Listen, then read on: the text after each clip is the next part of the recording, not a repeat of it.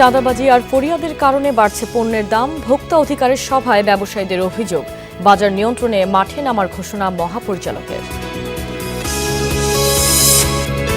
চীনের সাথে যৌথ উদ্যোগে বস্ত্র পাট খাতে এগিয়ে নেওয়া হবে জানালেন মন্ত্রী। রফতানি দ্বিগুণ করার আশাবাদ।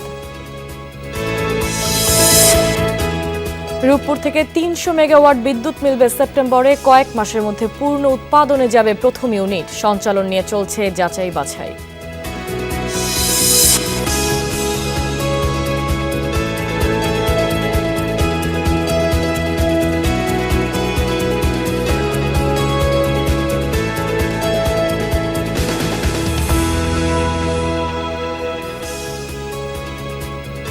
দর্শক, আমন্ত্রণ বিজনেস টুডেতে। আপনাদের সাথে আছে আমি কাশফিয়া রুহিয়া। তখন শিরোনাম দেখছিলেন, এবার বিস্তারিত। ব্যবসায়ীদের সাথে মতবিনিময় শেষে বাজার নিয়ন্ত্রণে নিজেই মাঠে নামার ঘোষণা দিয়েছেন ভোক্তা অধিকার সংরক্ষণ অধিদপ্তরের মহাপরিচালক। জানান, সরকারকে অর্থায়নের জন্য কাজ করে না এই সংস্থা, তাই গণজরিমানা নয়, বরং বাজার বিশ্লেষণ করে নিত্যপণ্যের দাম নিয়ন্ত্রণ করা হবে। এ সময় ব্যবসায়ীরা চাঁদাবাজি আর ফরিয়াদের কারণে নিত্যপণ্যের দাম বাড়ে বলে অভিযোগ জানান। অনেকদিন ধরেই বাজার নিম্নআয়ের মানুষের নাগালের বাইরে। শাকসবজি, মাছ, মাংস থেকে ডিম সবকিছুরই দাম চড়া। জুলাইয়ে মূল্যস্ফীতি কমলেও তার প্রভাব নেই বাজারে। কিভাবে নিয়ন্ত্রণে রাখা যায় বাজার, তা নিয়েই সংশ্লিষ্টদের সাথে মতবিনিময় করে ভোক্তা অধিকার সংরক্ষণ অধিদপ্তর। ব্যবসায়ীরা বলেন, চাঁদাবাজি আর ফরিয়াদের কারণে বাড়ে নিত্যপণ্যের দাম, অথচ ভোক্তা অধিকার শুধু কাঁচা বাজারে অভিযানে ব্যস্ত। অভিযোগ, দোকানিদের রসিদ ও পণ্যমূল্যের তালিকা ইস্যুতে জরিমানা করা হয়, অথচ কর্পোরেট কোম্পানিদের বিরুদ্ধেও খুব একটা সোচ্চার নয় সংগঠনটি। একটা গাড়ি নামলে, একটা গাড়ি থামলে মিনিমাম 1 থেকে 2 হাজার টাকা দেওয়া লাগে। এমআরপি যে বাড়াইছে সে তো ডিলার বাড়ায় নাই, সে তো কোম্পানি বাড়াইছে। কোম্পানি বাড়াইয়া তো 1000 কোটি টাকা নিয়ে গেছে। সেই কোম্পানিকে 100 কোটি টাকা জরিমানা না করিয়া ডিলার পর্যায়ে আইসা 20,000-25,000 টাকা জরিমানা করা, এটা কোন আইনের মধ্যে পড়ে? মাঠ পর্যায়ের কর্মকর্তা ও সংশ্লিষ্টরা জানান, শুধু আইনের প্রয়োগ করেই বাজার নিয়ন্ত্রণ সম্ভব না। অতিরিক্ত মুনাফা আর ভেজাল পণ্য রোধে সচেতনতা বৃদ্ধির বিকল্প নেই। আমরা যখন অভিযানে যাই তখন মূল্য তালিকা প্রদর্শন করা হয়, আর যখন ওখান থেকে চলে আসা হয় তখন আর এই মূল্য তালিকাটা থাকে না। কেবল আইন প্রয়োগ বা শাস্তিমূলক ব্যবস্থার মাধ্যমে দীর্ঘমেয়াদে বাজার স্থিতিশীল রাখা সম্ভব নয়। এর জন্য প্রয়োজন ব্যবসায়ী সমাজের আন্তরিক সহযোগিতা। যে ভেজাল খাদ্যদ্রব্য তৈরি করতেছে, তার সে কি করতেছে? অ্যাকচুয়ালি সে হত্যা বা খুনের অপরাধে অপরাধী সে।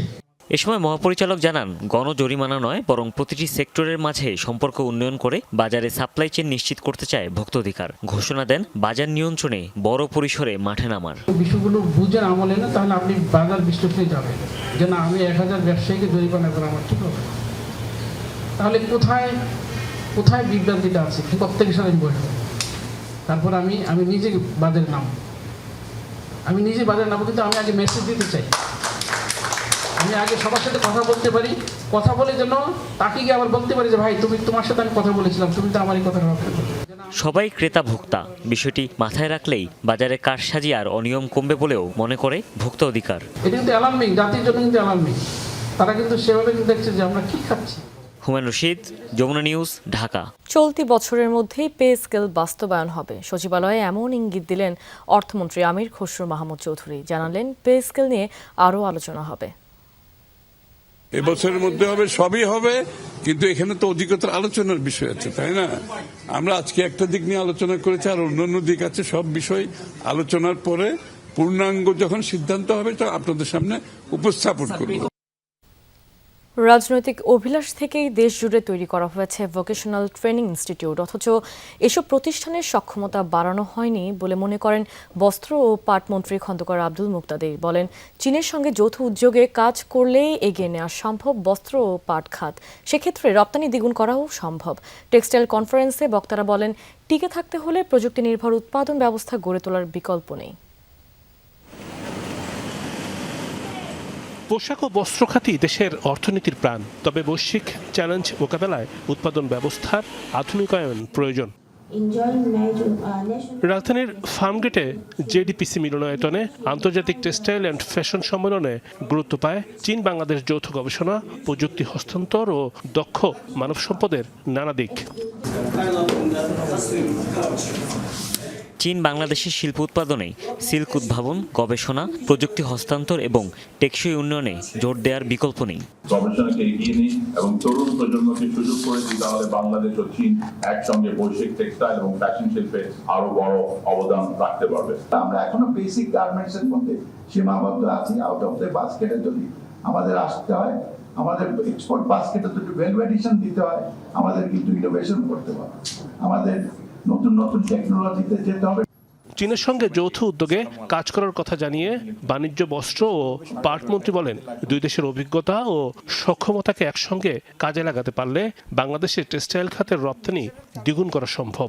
এখনো বাংলাদেশের টেক্সটাইল থেকে বেনিফিট পাওয়ার অনেক সময় আছে এবং অনেক সুযোগও আছে। এখন আসলেই সময় এসছে ম্যানমেড ফাইবার ভ্যালু এডিশনে যাওয়ার এবং সেখান থেকে আমাদের যে 38-39 বিলিয়নের এক্সপোর্ট, সেটাকে অন্তত দ্বিগুণ করার এখনো পর্যাপ্ত সুযোগ আছে। জ্বালানি একটা বাধা, কিন্তু সেটা গার্মেন্টসের জন্য না, মূলত সেটা টেক্সটাইলের জন্য। এই সমস্যারও সমাধান হবে। দেশের টেক্সটাইল ভোকেশনাল ইনস্টিটিউট স্থাপন হলেও শিক্ষার্থী ও পাঠদানের বিষয়টি যথেষ্ট গুরুত্ব পায়নি বলে মনে করেন মন্ত্রী। বলেন, এক্ষেত্রে রাজনৈতিক অভিলাষ ছিল। জুট অ্যান্ড টেক্সটাইল মিনিস্ট্রির আন্ডারে অনেকগুলি vocational centre with a output of nearly zero. এগুলি বেশিরভাগই করা হয়েছে রাজনৈতিক অভিলাষ পূরণের জন্য। টেক্সটাইল ইনস্টিটিউটের ইনপুট কি? আগ্রহী ছাত্রছাত্রী। তো সেই ছাত্রছাত্রী পাওয়া যাবে কি না সেটার প্রপার স্টাডি ছাড়াই অনেক জায়গায় ইনস্টিটিউট তৈরি করা হয়েছে। বলা হয়, দক্ষতা এবং আধুনিক উৎপাদন ব্যবস্থা গড়ে তোলা না গেলে টিকে থাকা কঠিন। রিমন রহমান, যমুনা নিউজ, ঢাকা। সেপ্টেম্বরে জাতীয় গ্রিডে পরীক্ষামূলক 300 মেগাওয়াট বিদ্যুৎ মিলবে রূপপুর পারমাণবিক কেন্দ্র থেকে। সেজন্য পরীক্ষা নিরীক্ষা চলছে জোরে সোরে। সব দিক ঠিক থাকলে কয়েক মাসের মধ্যে প্রথম ইউনিট পূর্ণ উৎপাদনে যাবে। মন্ত্রী উপদেষ্টা জানালেন, পারমাণবিক বিদ্যুৎ সঞ্চালন নিয়ে আরও যাচাই বাছাই চলছে, মাথায় রাখতে হচ্ছে নানা ঝুঁকিও। আরও জানাচ্ছেন তৌহিদ হোসেন। গ্যাসভিত্তিক বিদ্যুৎ উৎপাদন নিয়ে বিপদে আছে বাংলাদেশ। প্রকট হচ্ছে লোডশেডিং। এই অবস্থায় বিকল্প হিসেবে বারবার আসছে রূপপুর পারমাণবিক কেন্দ্রের নাম। কবে নাগাদ এখান থেকে বিদ্যুৎ মিলবে সেই ভাবনা চলছে জোরে সোরে। এরই মধ্যে প্রথম ইউনিটের রিঅ্যাক্টরের চুল্লিতে ইউরেনিয়াম প্রবেশ করানো হয়েছে। 2 ধাপে সফল হয়েছে 2100-র বেশি পরীক্ষা, আরও বাকি কয়েকটি। প্রতিটি বিষয় যাচাই করে অনুমোদন দিচ্ছে বাংলাদেশ পরমাণু শক্তি নিয়ন্ত্রণ কর্তৃপক্ষ। বলা হচ্ছে, একবার চালু হলে রূপপুর থেকে সমান হারে নিরবচ্ছিন্ন বিদ্যুৎ মিলবে 24 ঘন্টা। নতুন জ্বালানি দিতে হবে প্রতি 1.5 বছর পর পর। এ সময় একটি ইউনিট বন্ধ থাকতে পারে সর্বোচ্চ 2 মাস। নিউক্লিয়ার পাওয়ার রিঅ্যাক্টর থেকে যে ইলেকট্রিসিটি প্রডিউস হয় সেটার tolerance level, error tolerance level is very low, different than other electricity. So we need to make sure যে national grid connect হবে রূপপুরে, that national grid has that capacity to have the lowest possible error rate, so transmission যেন কোনো problem না হবে। এই জন্য আমরা PGCB এবং ট্রান্সমিশন এবং পাওয়ার সবার সাথে সংশ্লিষ্ট সকলের সাথে আমরা কাজ করছি। রূপপুর থেকে পারমাণবিক বিদ্যুৎ সঞ্চালনে মূলত বাঘাবাড়ি 230 কেভি, বগুড়া 400 কেভি ও গোপালগঞ্জের আরেকটি 400 কেভির অবকাঠামোর কথা ভাবা হয়েছিল। এরই মধ্যে বেশিরভাগের কমিশন শেষ। তবে পূর্ণ সক্ষমতার বিদ্যুৎ সঞ্চালনে দরকার আরও প্রস্তুতি। নিউক্লিয়ারের স্পিড, নিউক্লিয়ারের দ্রুত গতিতে চলে, এগুলোকে সিঙ্ক্রোনাইজ করার মতো ব্যবস্থা আমাদের এফিশিয়েন্ট না। যে কোনো সময় দেশে এরকম সিঙ্ক্রোনাইজ না করে যদি আমরা যাই, তাহলে কোলাপস করতে পারে। পিজিসিবিতেও করাচ্ছে এবং আমি বিদেশি কনসালটেন্ট নিয়ে এসেও এটাকে, যারা যেসব দেশের নিউক্লিয়ার পাওয়ার আছে তাদের নিয়ে এসে স্টাডি করে আমাদের কি আপগ্রেডেশন করতে হবে। শেষ পর্যন্ত রূপপুরের বিদ্যুৎ কত দামে মিলবে তা এখনো চূড়ান্ত নয়। পরীক্ষামূলক উৎপাদন শুরুর পর আলাদা ক্রয় চুক্তি হবে পিডিবির সাথে। কাজের শুরুতে প্রতি ইউনিটের দাম বলা হয়েছিল 3 থেকে 4 টাকা, কিন্তু প্রকল্পের ব্যয় বৃদ্ধির কারণে বদলে গেছে অনেক সমীকরণ। রূপপুরের অনেকগুলো পেমেন্ট এই মুহূর্তে আটকে আছে বলে আমরা জানি, যেহেতু রাশিয়ার সঙ্গে মার্কিন যুক্তরাষ্ট্র এবং ইউরোপীয় দেশগুলোর ফাইন্যান্সিয়াল ট্রানজ্যাকশন সিস্টেমে কিছু বাড় দেওয়া আছে। ফলে বাংলাদেশ এই চ্যানেলগুলো ব্যবহার না করতে পারার কারণে রাশিয়ার সঙ্গে বেশ কিছু পেমেন্টসের কিছু ডিফারমেন্ট হচ্ছে, আটকে আছে। সেই কারণেও এই কাজগুলো শ্রুত যাচ্ছে কিনা সেটা পরিষ্কার না আমাদের কাছে।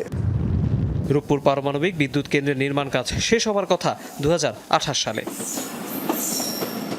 তৌহিদ হোসেন, যমুনা নিউজ, ঢাকা। নতুন টেলিকম নীতিমালা কার্যকর হলে দেশীয় উদ্যোক্তাদের বিনিয়োগ ঝুঁকিতে পড়ার সংকাত আছে। সেই সঙ্গে প্রশ্নবিদ্ধ হতে পারে জাতীয় নিরাপত্তাও। টেলিকম ও টেকনোলজি রিপোর্টারদের সংগঠন TRNB আয়োজিত কর্মশালায় এমন শঙ্কার কথা জানান প্রযুক্তি বিশেষজ্ঞরা। বলেন, খসড়া নীতিমালায় টেলিকম সেবার অপ্রয়োজনীয় স্তর কমানোর উদ্যোগ নেওয়া হয়েছে, যা ইতিবাচক। তবে নীতিমালাটি কার্যকর হলে টেলিকম সেবায় বিদেশি উদ্যোক্তাদের প্রভাব বাড়বে। বিদেশি কোম্পানিগুলো সব স্তরে লাইসেন্স নিতে পারলেও দেশীয় উদ্যোক্তাদের জন্য সে সুযোগ রাখা হয়নি। বিশ্লেষকরা মনে করেন, এতে টেলিকম ও ইন্টারনেট সেবা পুরোপুরি বিদেশি মোবাইল অপারেটর নির্ভর হয়ে যাবে। ডিজিটাল সার্বভৌমত্ব বজায় রাখতে টেলিকম খাতের নিয়ন্ত্রণ পুরোপুরি বিদেশি প্রতিষ্ঠানের কাছে না রাখার পরামর্শ দিয়েছেন সংশ্লিষ্টরা। বলেন, প্রতিটি গ্রামে দ্রুত গতির ইন্টারনেট নিশ্চিত করা গেলে প্রান্তিক মানুষ ঘরে বসেই পণ্য বিক্রি করতে পারবেন।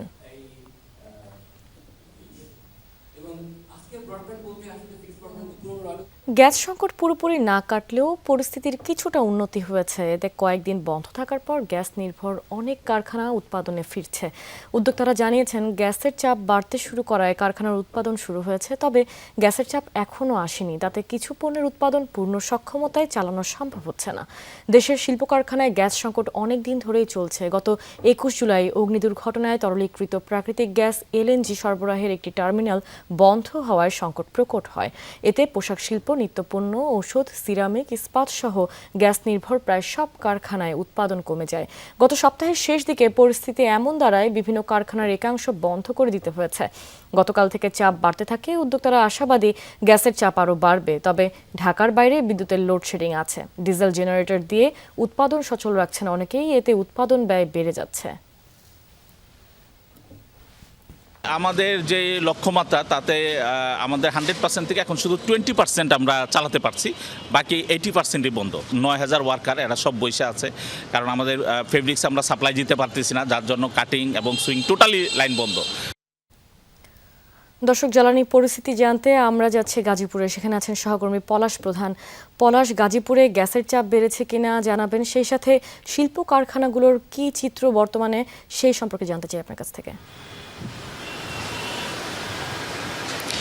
রোহি, একই চিত্র রয়েছে। গত কয়েকদিন যাবৎ যে আমরা চিত্র দেখিয়েছিলাম সে কি একই, আজকেও একই চিত্র রয়েছে। তবে কিছু তথ্য পেয়েছি, কিছু কিছু পোশাক শিল্প কলকারখানা যারা রয়েছে তারা যে বিষয়ে তথ্য দিয়েছে যে এখানেও একটি সিন্ডিকেট রয়েছে, যে সিন্ডিকেটের মাধ্যমে তারা গ্যাসের ঊর্ধ্বতন কর্মকর্তার সাথে লিয়াজু করে কেউ কেউ আবার কিছু পরিমাণে আসলে চাপ পাচ্ছে। তবে যে চাপ পাচ্ছে সেই চাপ দিয়ে আসলে তাদের উৎপাদন যে ক্ষমতা সেটি আসলে পাচ্ছে না। আমরা যে বিষয়টি দেখেছিলাম, তাদের যে চাপ সেটি 100 নিচে হলে সেই ক্ষেত্রে তাদের যে সরঞ্জামগুলি রয়েছে, বড় বড় মেশিনারিজগুলো রয়েছে, সেগুলো আসলে চালানো অনেকটাই আসলে কষ্ট হয়েছে। যে কারণে গ্যাসের পাশাপাশি তারা তেল দিয়ে আসলে সেটি নিবারণ করার চেষ্টা করছে। তবে এই যে প্রক্রিয়াটি, এটি আসলে কারখানা কর্তৃপক্ষ হিমশিম খাচ্ছে। তারা বলছে এই পরিস্থিতি দ্রুত সমাধান করা না হয় সেক্ষেত্রে তারা, আমরা দেখেছি যে গাজীপুর যে শিল্প প্রতিষ্ঠান, অনেক শিল্প প্রতিষ্ঠান আসলে ছুটি ঘোষণা করেছে, বা কেউ কেউ কারখানার মূল ফটকে বন্দর যে সিল সেটিও আসলে লাগিয়েছে।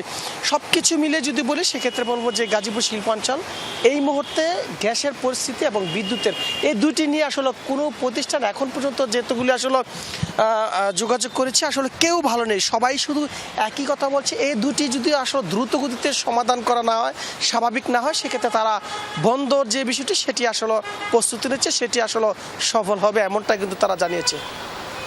পলাশ, আপনাকে ধন্যবাদ। চলতি অর্থ বছরে কৃষি ও পল্লী ঋণের লক্ষ্যমাত্রা নির্ধারণ করা হয়েছে 60,000 কোটি টাকা, যা আগের অর্থ বছরের তুলনায় 54% বেশি। ব্যাংকগুলোর মোট ঋণের কমপক্ষে 4% কৃষি খাতে বিতরণ করতে হবে। দুপুরে ব্যাংকের প্রধান নির্বাহীদের সঙ্গে বৈঠকের পর নতুন কৃষি ও পল্লী ঋণ নীতিমালা ঘোষণা করে Bangladesh bank. Deputy governor doctor Habibur Rahman বলেন, গ্রামীণ ও কৃষি অর্থনীতি চাঙা করার উদ্যোগ নেওয়া হয়েছে। ঋণ বিতরণের লক্ষ্যমাত্রা অর্জিত হলে গ্রামে কর্মসংস্থান বাড়বে। মোট ঋণের মধ্যে রাষ্ট্রায়ত্ত ও বিশেষায়িত ব্যাংকের মাধ্যমে বিতরণ করা হবে 20,500 কোটি টাকা, আর 21,000 কোটি টাকারও বেশি বিতরণ করা হবে বেসরকারি ব্যাংকের মাধ্যমে। মৎস্য ও প্রাণী সম্পদ খাতে বিনা জামানতে 5 লাখ টাকা পর্যন্ত ঋণ পাবেন কৃষক। নীতিমালায় নারী ও প্রান্তিক কৃষকদের মাঝে ঋণ বিতরণে বিশেষ গুরুত্ব দেওয়া হয়েছে। প্রকৃত কৃষক শনাক্তে কৃষক কার্ড ও কর্মকর্তাদের প্রত্যয়ন চালুর পাশাপাশি বাধ্যতামূলক পাস বইয়ের নিয়ম বাতিল করা হয়েছে। একই সাথে চুক্তিভিত্তিক চাষাবাদে ঋণ পাওয়া আরও সহজ করা হয়েছে। হয়েছে। কৃষি ঋণ কার্যক্রম তদারকি করতে চালু করা হয়েছে নতুন সফটওয়্যার।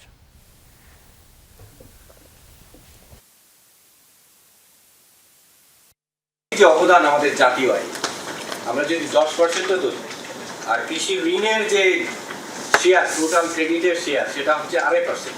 এটা অসামঞ্জস্যপূর্ণ মনে হচ্ছে। অর্থাৎ কৃষির অবদানকে স্বীকার করে কৃষির উন্নয়নকে যদি আমরা আরো এগিয়ে নিয়ে যেতে চাই, কৃষিতে আসলে আরো মনোযোগ দেওয়া হবে। এই উদ্দেশ্যকে সামনে রেখে আমরা 2.5% থেকে এবার 4% উন্নীত করেছি। এটা ভবিষ্যতে আরো বৃদ্ধি পাবে, যাতে হাওড় অঞ্চলে বোরো ফসলে দুর্যোগের ঝুঁকি কমাতে ভর্তুকি মূল্যে আধুনিক যন্ত্রপাতির দাবি জানিয়েছেন নেত্রকোনার চাষিরা। কৃষকরা বলছেন, দ্রুত ফসল তুলতে এবার পর্যাপ্ত হারভেস্টার মেশিন পাওয়া যায়নি, এজন্য ফসলের ক্ষতির পরিমাণ বেড়েছে। ক্ষতি হওয়ার পর ভর্তুকি না দিয়ে স্থায়ী সমাধানে প্রয়োজন আধুনিক যন্ত্রপাতি। কৃষকের কথা মাথায় রেখে হাওড় অঞ্চলে আধুনিক যন্ত্রপাতি সরবরাহে সরকার কাজ করছে বলে জানিয়েছে কৃষি কর্মকর্তারা। গেল মৌসুমে অতিবৃষ্টি আর ঢলের পানিতে নেত্রকোনার হাওড়াঞ্চলে এভাবেই তলিয়ে যায় কৃষকের বছরের একমাত্র বুড়ো ফসল।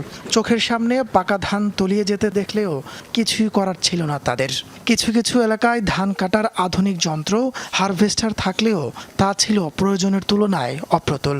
সব মিলিয়ে জেলার 70,000 হেক্টর জমির ফলন নষ্ট হয়। বছর বছর আগাম বন্যা আর পাহাড়ি ঢলের ক্ষতির হাত থেকে রক্ষা পেতে সরকারের সহযোগিতা চায় ক্ষতিগ্রস্ত চাষিরা। ভর্তুকি না দিয়ে পর্যাপ্ত আধুনিক যন্ত্রপাতি সরবরাহের দাবি কৃষকের।